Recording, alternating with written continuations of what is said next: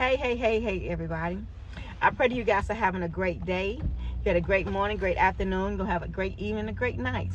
And I pray that when this video finds you, all is well. So I want to give you this testimony, and I keep looking away because, the camera, because I kind of remembering everything. So when I was in the hospital with COVID, I want to say it was in the 2019 or 2020. I don't know why I keep on getting these mixed up. But anyway, I was in the hospital for 8 days, fighting for my life. With the oxygen machine, the oxygen mask, I couldn't, I took it off. I literally could not breathe, not even for a second. And so on the 9th day when I was at home, I was feeling fine. Everything was good. I was taking my medicine, my cholesterol medicine, my blood pressure medicine, and, all those different things. And so when I got in the car, I got out of church. I said, I want to go to church. When I got home, I said, I want to go to church, in which I live like 2 hours away from where, but my mom lived. And so, I got in my car, got ready, and everything was fine. And child, so when I'm driving on the road, I want to say within like an hour and 15 minutes, like, being close to my mom, I pulled up in Sonia's parking lot to get me something to eat, and I blanked out. I literally lost my mind. Like, I didn't know. I ordered my food, but my mind was gone. I bagged out the driveway at Sonic's, and I had to pull up in another store and pull over. I was like, God, okay, something's not right. Lord, you said you'll never leave me. You said you'll never forsake me, God. God, I don't know how to drive this truck. I knew how to talk to God, knew how to call on Jesus, but I did not know the direction. I ain't know nothing. And so I got back on the highway. And I was like a zombie. And I was saying, God, I need you to drive me. You said you never leave me. You said you never forsake me. That's what I kept on saying to Jesus. Come on, Jesus. Come on, Jesus. And so I was driving down the road. And the closer I got to the church, the worse the attack got. Oh, my God. Whew. It's still sensitive when I talk about it. Yeah. So I got on the rock road, and going to the rock road to the church, I'm still did not know where I'm going. But when I got to the church, I literally did not know how to turn my truck into the parking lot. I passed that parking lot and I went to another one, right there by the church. And I drove up, and I don't know how I did it, nobody but God. But the truck was leaning on the hill, and I got out. I said, well, Lord, and my mind was gone. I was a zombie. And so as I was walking towards the church, I said, Father, I said, God, you say you'll never leave me. You say you'll never forsake me. God, I don't know what's going on, God, but something just ain't right, God. Something just ain't right.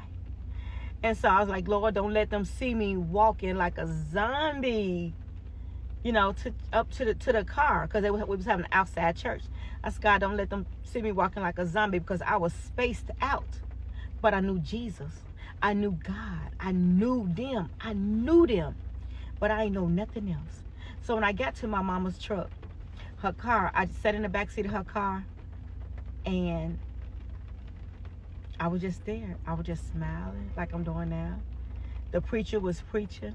I didn't know what he was saying, but I was in the back seat, and I was able to text my friend Christy, and I was letting her know what was going on with me, like telling her my mind was going. It was a battle. I can hear the enemy on one side and God on the other side. It was a fight in my life trying to take my life. And so she called me, and I want to say I had the earphones in my ear. I want to say that. Or did she text me? I don't quite remember that part. But I want to say she texted me. I mean, she called me, and she prayed. And, we got off the phone, and I'm still listening to the preacher. I don't know what the preacher was saying. I ain't heard nothing. Only thing I know, it was a battle for my life.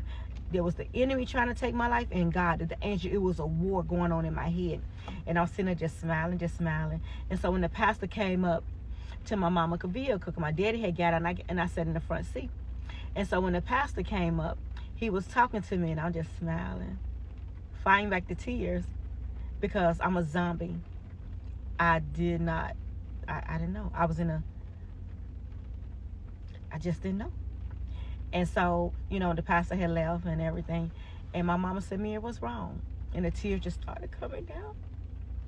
And I said, Mama, I don't know. Whew. I said, Mama, I don't know. I said, I don't know anything, Mama, I don't know. I said, Mama, I don't know. And I'm crying because, you know, oh God, I miss my mom. And so I'm just crying. And my mama said, baby, you need to rest. She didn't try to figure out what's wrong with me. She didn't figure out what to do. My mama took me down to the hotel. And she said, baby, go in there and rest. She paid for me a room. She would have got me some snacks. And she said, go in there and just rest. And so when I got into the hotel room, and like I said, you know, I'm still kind of like, you know, not myself. And when I got inside of the hotel room, I had my Bible and I was reading.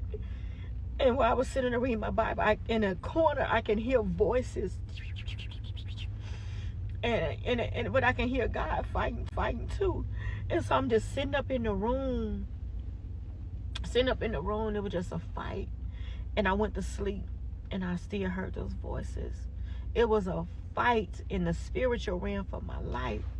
And so I finally went to sleep. And the next day I felt fine. So a couple of days later, God had healed me. He gave me fresh lungs. He taught me how to yawn. And as I was yawning, I was releasing fresh wind in my lungs. But I'll give you that testimony later. But I want to tell about the part with my mom. Sometimes that we could be going through stuff and we really can't explain to people what's going on. But there's always a ram in the bush. There's always somebody that's there that they don't have to ask all the questions. They don't have to want to know what's going on. But they just have your best interests at heart. And it might be a simple word as to rest. Just pray. Mary, you a woman of God. Just rest and just pray. I had to give you that testimony to get to lead up to this part right here. You don't have to always know what's going on. You don't always have to know why. You don't always have to just lay it all out what's going on with you. Sometimes you need just one word. Rest. Rest. Don't try to figure it out. Don't try to figure out why this. Don't try to figure out why that. Just rest. I wanted to get on here to give you this testimony of what my mama said to me. Rest. And because I heed to the voice of my mom to rest, that I'm okay today. Because a couple of days later, because I was resting, God showed me, God had healed me of that brain fog that I was dealing with. When he told me to just breathe, and he was giving me fresh lungs. Every time I yawned, it was releasing, giving me fresh oxygen, fresh lungs, fresh air in my lungs. And I just want to let you know that God is a healer. And sometimes to get your complete healing from a breakup, from a loss of a job, from a death or anything, all you have to do is just rest and pray and trust in God. I pray that says something that will be helpful and that will help you with that testimony of mine to just rest. Have a great day. Bye.